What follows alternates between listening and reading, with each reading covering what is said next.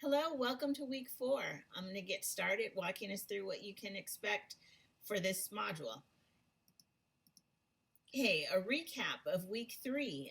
A reminder that your one DB3 post to a classmate's andragogy infographic is due by Monday the 17th, just right before midnight.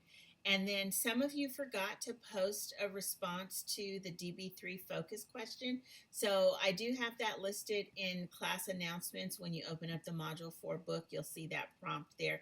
So you don't have to go back to your original post where you uploaded your infographic, but at least look at the prompt.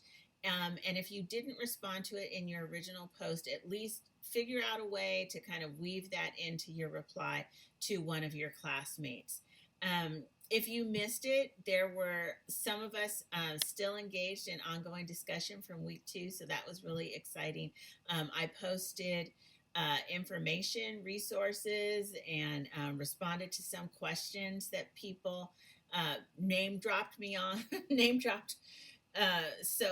So you might want to go back and take a look. I know that probably seems like, oh, I'm so over that, but if you get a chance, there was some ongoing discussion there, and so I'm excited about the level of engagement. A reminder to continue your literature search. That is a carryover from last week.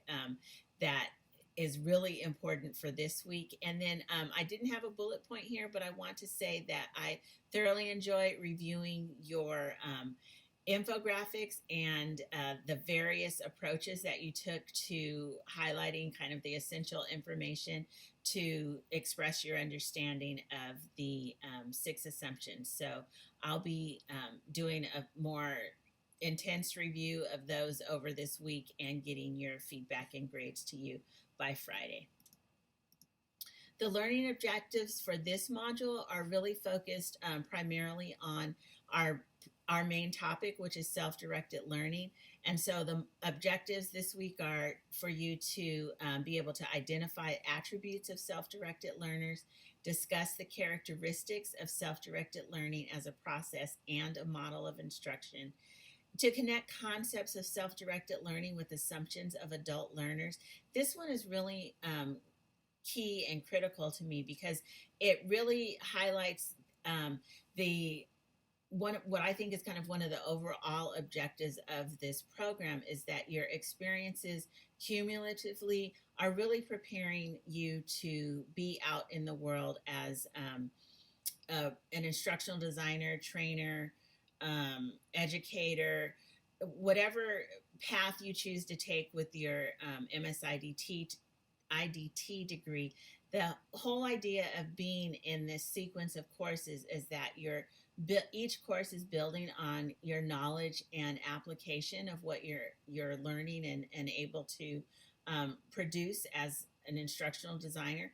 So really take the time to be thinking about what we covered in last week's chapter with andragogy, letting that be kind of a building block that comes off of our week 2 content about the learning theories, and then processing your understanding of self-directed learning within the context of kind of how all of that kind of comes together.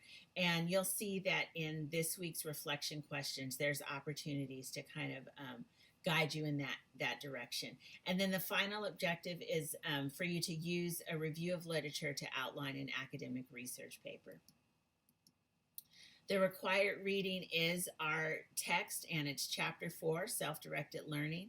I do have a graphic organizer linked for you in resources, and then again, there's that reference to the reflection questions. So this seems long. I just wanted to point out that these are kind of all connected to what I'm hoping you're seeing as an ongoing theme, as opportunities for you to connect your personal experience to what you're learning. And so that's kind of what's still happening here with these reflection questions. Again, optional, they're just to kind of guide your reading, okay? The Module 4 assignments, 2 major ones, which are the feedback to Group 1's presentations. So Sarah and Alexis prepared a presentation of the first part of chapter 4, and please post a response, a feedback response to their presentation by Monday, June 24th, just right before midnight.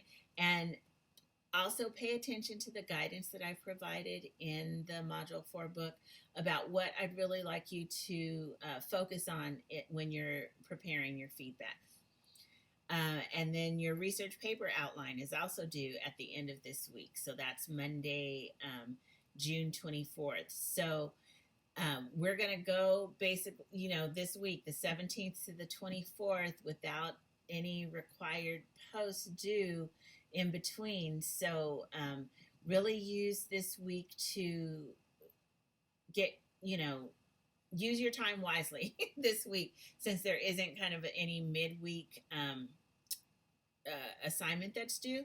And I do want to point out group 2, I think you know this, but work on your chapter 5 presentation. You'll be uploading by the morning of the 24th.